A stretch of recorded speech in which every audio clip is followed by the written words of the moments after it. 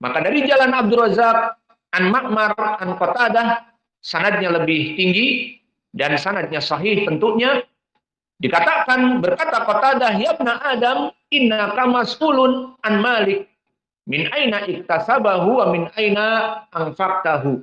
Maka kamu wahai Bani Adam, di dalam ayat ini Allah akan mempertanyakan harta kamu.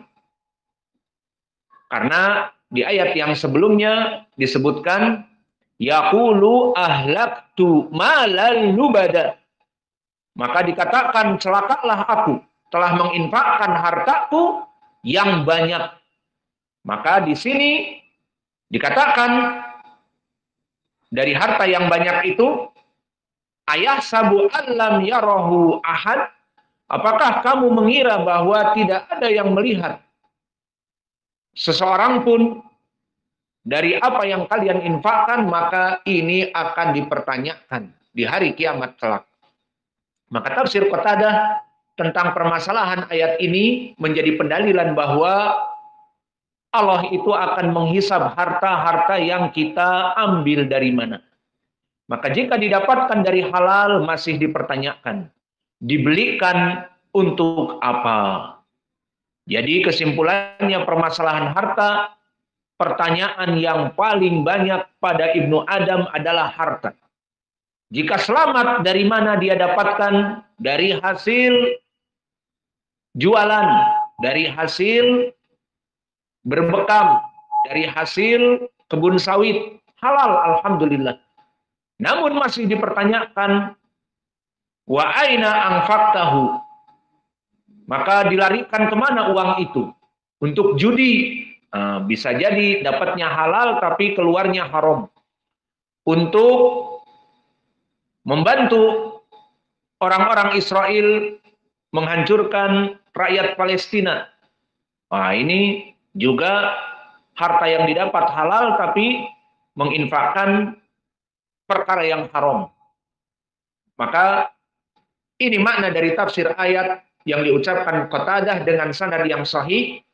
Dan ucapan Qatadah ini berasal dari marfu tentang hadis yang datang dari Nabi, permasalahan pertanyaan di hari kiamat kelak tentang harta ada dua, dan yang lainnya tidak ada pertanyaan dua perkara kecuali harta.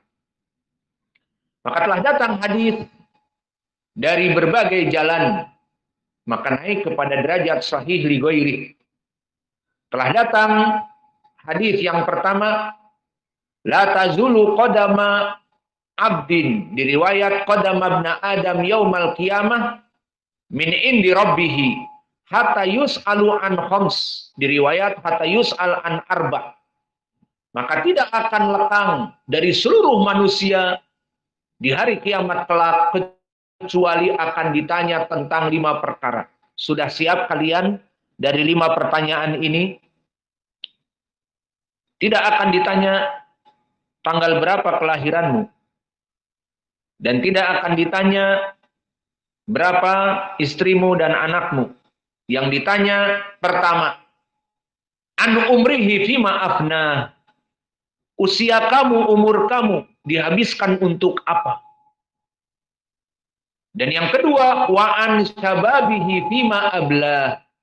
Dan dari waktu mudamu dipakai untuk apa? Dan harta dipertanyakan 2 perkara. Wa maluhu min aina iktasabahu wa fima anfaqahu. Dan untuk harta di mana didapat, dari mana didapat, dan di mana dibelanjakan.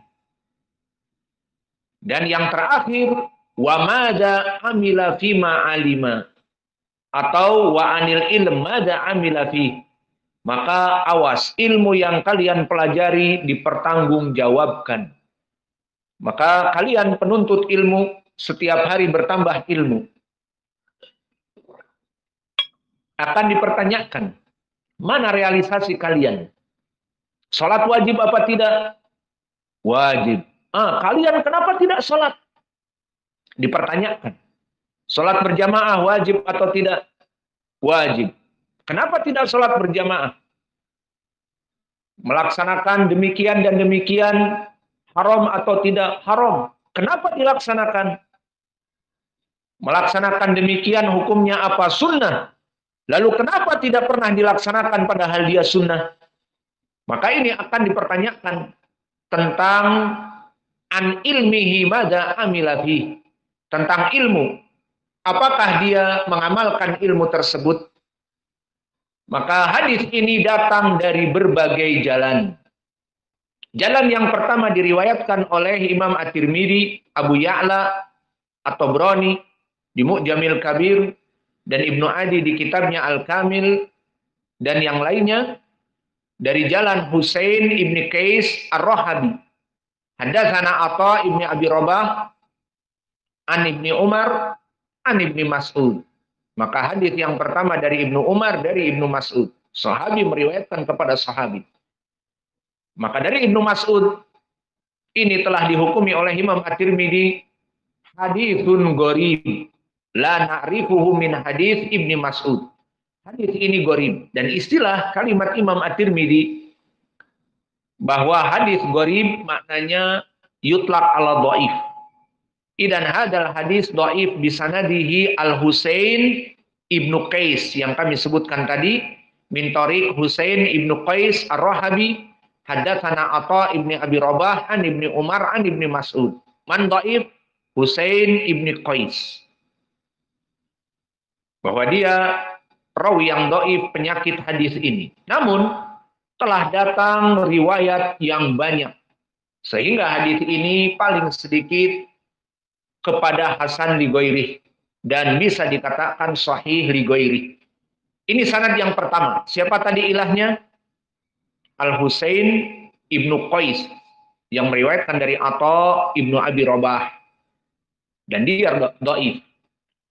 Itu dari sahabat siapa? Ibnu Mas'ud. Sekarang kita masuk kepada sahabat Abi Barzah Al-Aslami. Diriwayatkan oleh Ashabus Sunan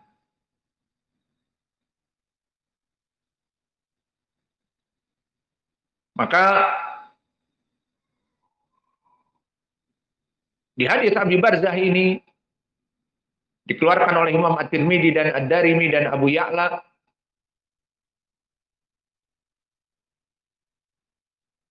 yang semuanya dari jalan Ibrahim ibnu Zarrah haddatsana Ibnu Numair anil A'mas dari Abu Bakar ibnu Ayyash dari Al-A'mas dari Sa'id ibni Abdullah ibni Juraid dari Abu Barzah Al-Aslami.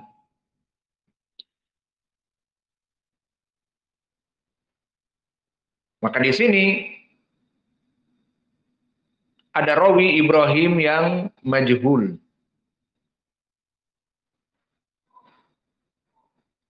Dan datang juga hadis dari Mu'adz ibnu Jabal. Dari riwayat Samit ibni Mu'adz, haddatsana Abdul Majid ibni Abdul Aziz ibnu Abi Rawad an Sufyan Ats-Tsauri an Sofwan ibni Sulaim an Adi ibni Adi an Sunabahi, baru dari Mu'adz ibnu Jabal.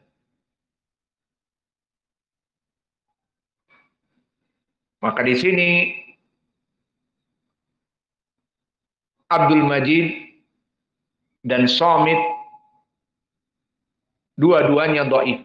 Samit ibnu Mu'adz dan Abdul Majid ibni Abdul Aziz ibni Abi Rawad, dua-duanya dhaif. Maka bisa menjadi mutaba'ah atau syawahid.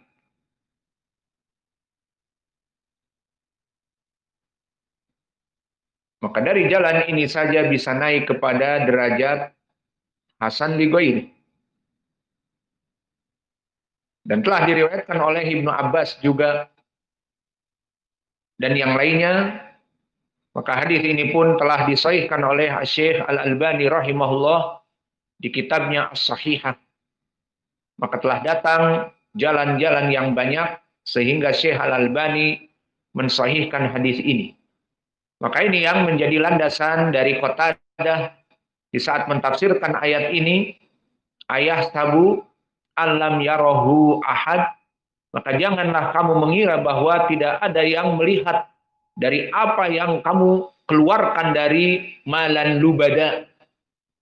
Yaqulu ahlaktu malan lubada. Maka berkata dari Bani Adam, aku telah menginfakkan hartaku yang banyak.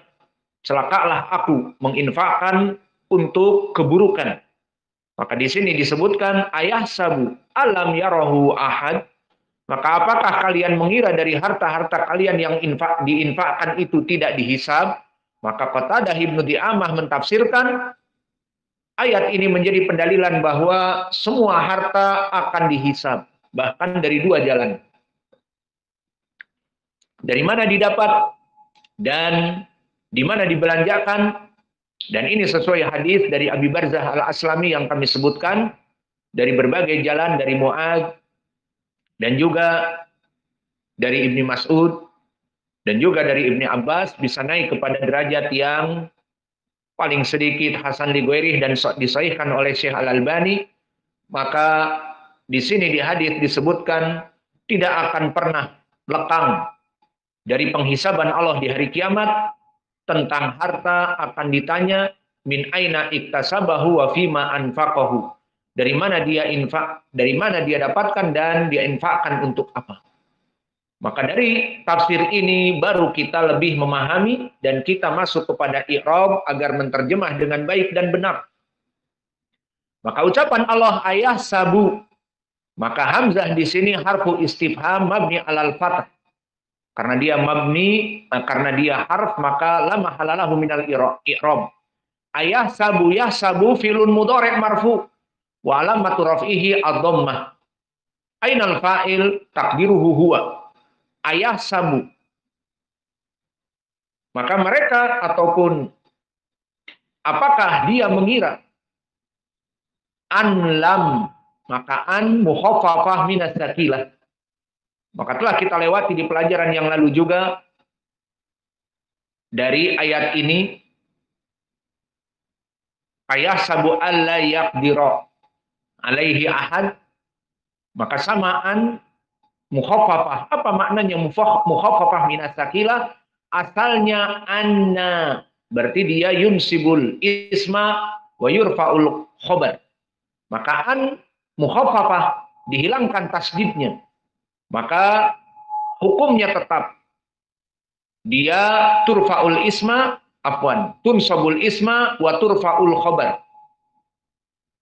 Lalu mana ismu an mukhaffafah domir sya'an mahduf takdiruhu huwa. Lam yarahu ahad, lam harfun nafi wa jazm wa qalb mabni ala sukun la mahala lahu minal i'rab. Maka yarahu di sini yara tidak panjang karena tidak ada alif. Karena dia itu fi'lun mudhari' yang majzum. Majzum bimada bilam wa alamatu jazmihi hadfu harful illah. Apa harful ilah yang dihapus? Indakum lam yara. Apa alif au ya au waw? Tentunya alif. Kenapa? Karena al-fathah menjadi penjelasan yang dihilangkan itu adalah alif, yara. Maka alif yang dihilangkan dari harf ilah yang 3. Maka yara filun mudhari majzum bilam wa alamatu jazmihi harfil ilah wa huwa mada aw hiya mada alif. Yarahu, maka tidak panjang karena tidak ada yarahu. Karena alifnya dihilangkan, yarahu. Maka ha dhamir muttasil mabni ala dhamm fi mahalli nasb huna maf'ulun bih. Yarahu ahadun. Qaib aina fa'il yara? Ahadun. Fa'il marfu wa alamat rafihi tanwin au dhammah. Fal jumlah fi'il wa fa'il wa maf'ulun bihi yarahu ahad fi mahalli rafa' khobar dari an mukhaffafah. Maka an tadi mukhaffafah bimanzilati anna. Maka dia tunsabul isma wa turfa'ul khabar. Mana ismun yang dinasabkan ismun yang domir sya'an mahdhuf, takdiruhu huwa. Kemudian di sini jumlah lam yarahu ahad fi'il wa fa'il wa maf'ulun bih fi mahalli rafa khobar dari an mukhaffafah minat sakilah. Maka ini yang bisa kita berikan dari tafsir ayat Al-Quran. Maka perhatian bagi kalian untuk memahami ilmi tajwid dan qiraah asyarahnya. Wa naktafi ila huna wa jazakumullahu khaira wa barakallahu fi ilmikum. Subhanakallah wa bihamdika asyhadu an la ilaha illa anta astaghfiruka wa atubu ilaik.